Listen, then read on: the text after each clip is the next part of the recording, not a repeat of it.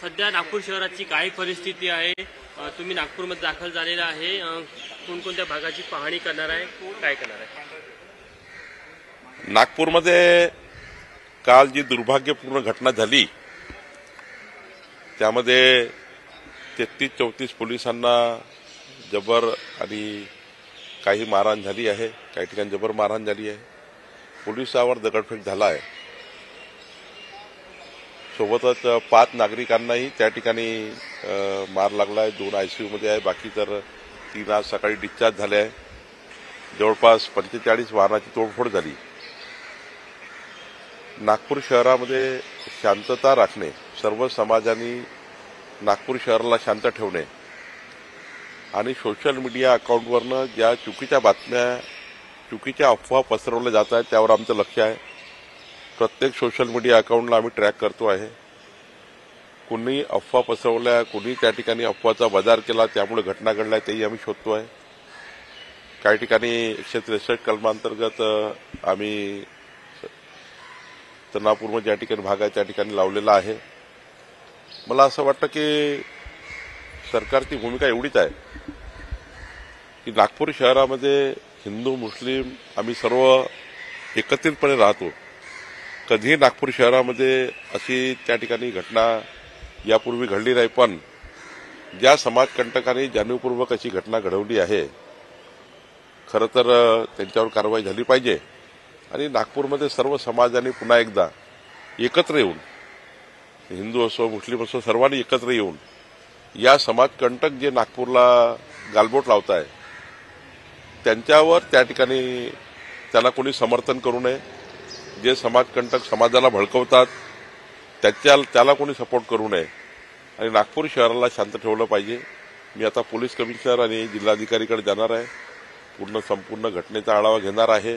माननीय मुख्यमंत्री महोदयांनी मला सूचना दिल्या आहे आणि सोबतच त्या ठिकाणी काही पोलीस जखमी आहेत, काही लोक जखमी आहेत, त्यांच्याशी मी भेटणार आहे आणि जसे जसे आता पुढच्या काळामध्ये परिस्थिती निर्माण होईल त्यामध्ये मी लक्ष ठेवणार आहे. समाजकंटक कोण आहे, यांची काही ओळख पटली आहे का? नेमकं घटनेचं कारण काही कळलं का? 40-45 लोकांना पोलिसांनी डिटेन केलं आहे, अटक केली आहे.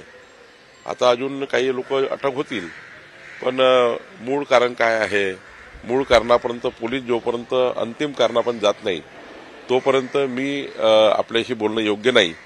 घटनेचा मुख्य सूत्रधार कोण आहे याच्यात आम्ही जातो आहे आणि लवकरच ते कळेल.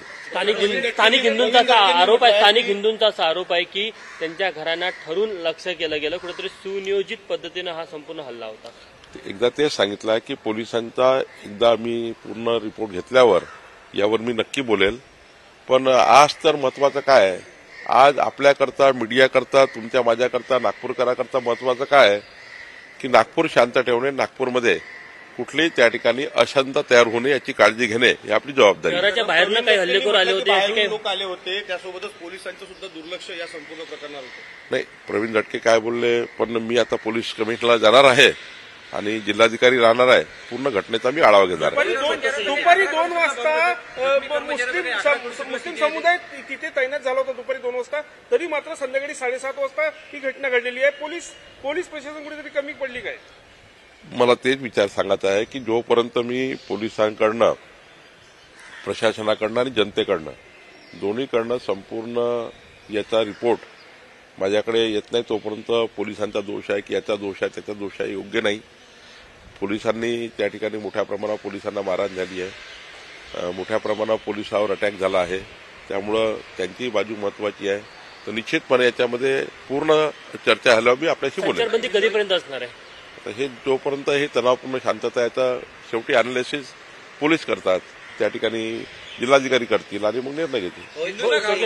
घडवण्याचा नवा पॅटर्न ऐसा राऊतांनी टीका केली है सरकारवर.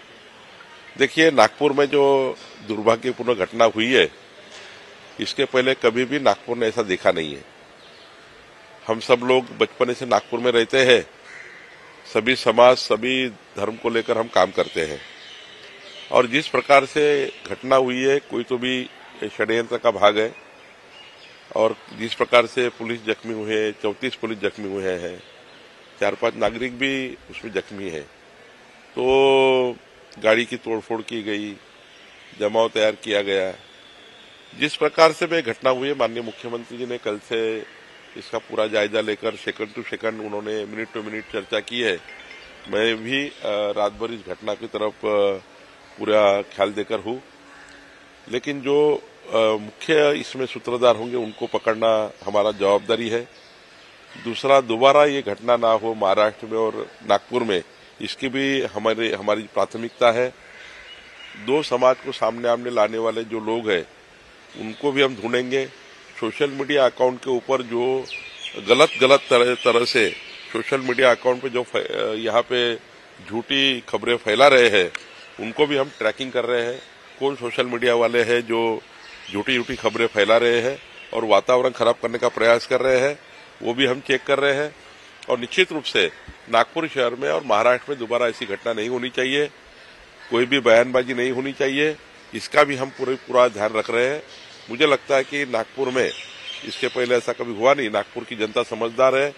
मैं नागपुर की जनता को हाथ जोड़ के विनती करता हूं, सभी समाजों को, कि शांततापूर्वक इस स्थिति को निपटे और शांत रहे। कोई भी ऐसी घटना ना हो जो नागपुर शहर को बदनाम करे। यही मेरा निवेदन नागपुर की जनता को है। कबर हटवण्याचं जे आंदोलन आहे ते नौटंकी असल्याचं अशाच वेगवान घडामोडी पाहण्यासाठी आमच्या चॅनलला लाईक व सबस्क्राईब करायला विसरू नका।